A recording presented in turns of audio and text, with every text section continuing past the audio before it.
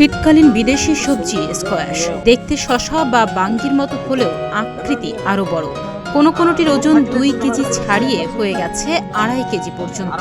কেউ এটিকে লম্বা আকৃতির মিষ্টি কুমড়া ভেবেও ভুল করতে পারে।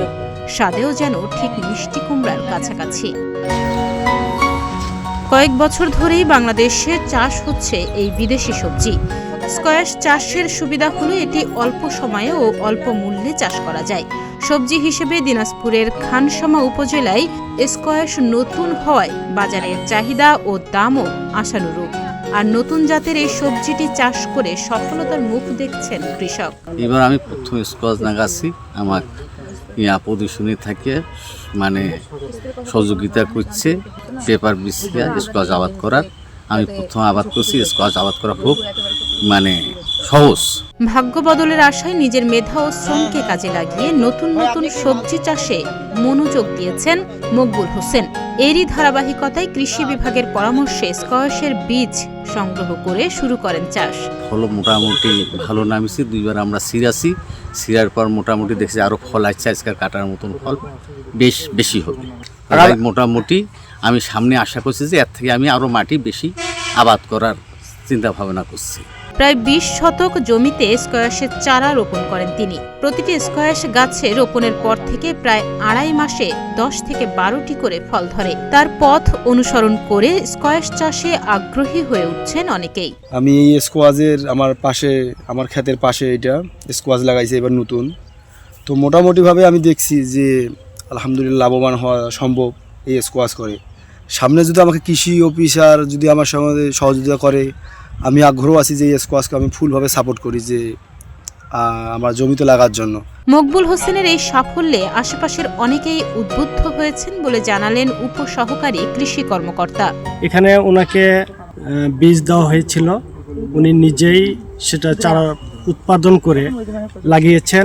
সবচেয়ে বড় কথা যে আমার এলাকার কৃষকগুলো সবজি এমনিতে অনেক আবাদ করেন, কিন্তু এই নতুন ভ্যারাইটি বা নতুন ফসল সবজি এবং মালচিং ব্যবহার, পাশাপাশি ফেরোমন ফাঁদ ব্যবহার, বিষমুক্ত সবজি উৎপাদনে ওনারা খুবই চমৎকারভাবে সবজি উৎপাদনে আগ্রহ হয়েছেন এবং ওনারা খুশি হয়েছেন। পাশাপাশি এলাকার অনেক কৃষক, শুধু এলাকার নয়, পার্শ্ববর্তী ব্লকের ইউনিয়নের কৃষকরাও খুবই খুশি এই সবজির উৎপাদন দেখে। এবং আপনারা দেখেছেন যে এখানে শুধু আমরা মালচিং ব্যবহারই করিনি, মালচিং পেপার ব্যবহারের পাশাপাশি 2 থেকে 3টি বেডে আমরা মালচিং ব্যবহার না করেই সাধারণভাবে চাষ করেছি, যেন কৃষক এবং পার্শ্ববর্তী কৃষকগণ বুঝতে পারেন তুলনামূলকভাবে এর গুরুত্বটা। নতুন প্রযুক্তি ব্যবহার করে মকবুল হোসেন স্কোয়াশের বাম্পার ফলন নিশ্চিত করেছেন বলে জানালেন এই কৃষি কর্মকর্তা। এরকম আরও আমাদের 6টি প্রদর্শনী রয়েছে এখানে গোটা খানসামা উপজেলায়। তো আমাদের এখানে কৃষক মকবুল হোসেন উনি এটি আবাদ করেছেন। তো এখানে ওনার যে খরচ এবং তার যে বর্তমানে মাঠের যে অবস্থা খুবই চমৎকার আছে মাঠ এখনও। উনি 2বার বিক্রি করেছেন, আবারও আজকে উনি ছিঁড়বেন এবং বিক্রি করবেন এটি স্থানীয় বাজারে। আমরা দেখছি যে আমরা মালচিংয়ের মাধ্যমে এই স্কোয়াশ প্রদর্শনীটি বাস্তবায়ন করেছি। তো মালচিংয়ের যে উপকারিতা এটি আসলে কৃষক আমরা হাতে কলমে শেখাতে পেরেছি এবং কৃষক এটিতে আসলে উদ্বুদ্ধ হয়েছে, বলেছে যে এরপরে আমরা যখন এই ধরনের ফসল করব সবজি জাতীয় আমরা মালচিং ব্যবহার করব। এবং মালচিং ব্যবহারের কারণে তার যে ক্ষেতটি আপনারা দেখতে পাচ্ছেন যে ক্ষেতটি কিন্তু চমৎকার আছে এবং সুন্দর, তার যে ফলনও চমৎকার হয়েছে।